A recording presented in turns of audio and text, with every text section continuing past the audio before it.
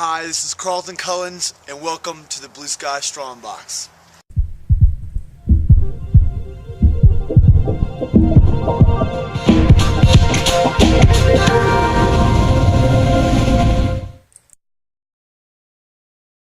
Hey Randy, this is your recap video from the stuff that we went over last week.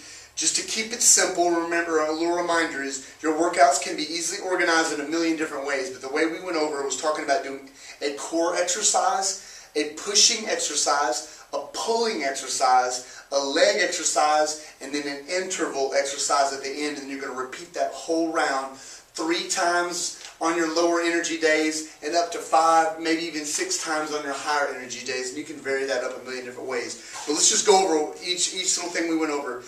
First would be the core exercises. We briefly went over planks, and just remember the main thing with the plank is whatever version you're doing, you're not going to do any longer than 1 minute. And whatever you're doing right now, 15 seconds is still going to be clean and challenging. But once you work up to a minute, you just change a different version of the plank. But the main thing with the plank is your pelvic position. You want to be in that neutral position. Squeeze your abs, squeeze your butt to lock in your pelvis, and keep your back straight the entire time. Try to breathe. Try not to clench your hands, and try to just get good at those. The second thing we did, hopefully you can see this down here, we did the jackknife sit-ups.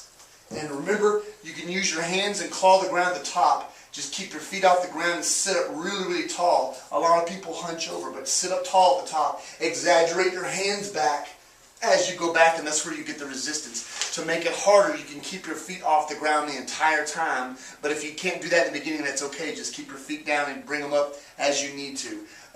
And then the next thing we did was the Turkish get-up.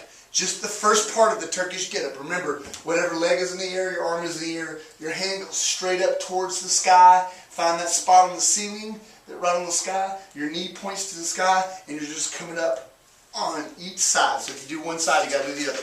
But pick one of those, and that's going to be your core exercise right now. Your pushing exercise is going to be a variety of push-ups. You've got all the push-ups available. Just remember, when you do a push-up, it's the same thing. Your pelvis needs to be in a locked position. And I would recommend spreading your fingers out wide so you can really grip the ground.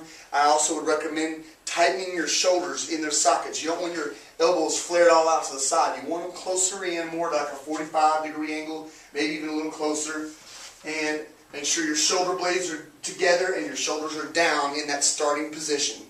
And that's going to keep it simple. But you can do a variety of things. You can also use, remember, the tubing band, and you can stand in a position and you can press up at that medium level, because when it comes to pushing and pulling, you can push traditionally this way and pull this way, and pull this way, or pull this way and push this way, so vertically and horizontally.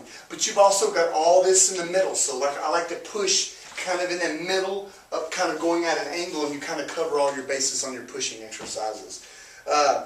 As far as pulling exercises, you're going to need to use some type of tubing band or something, some type of equipment to do that with. But remember, we talked about doing rows where you can either stand still in row, stand on one leg and row, you can squat and row, you can do a back lunge and row, you can hold a lunge type position in row. You've got all those things available.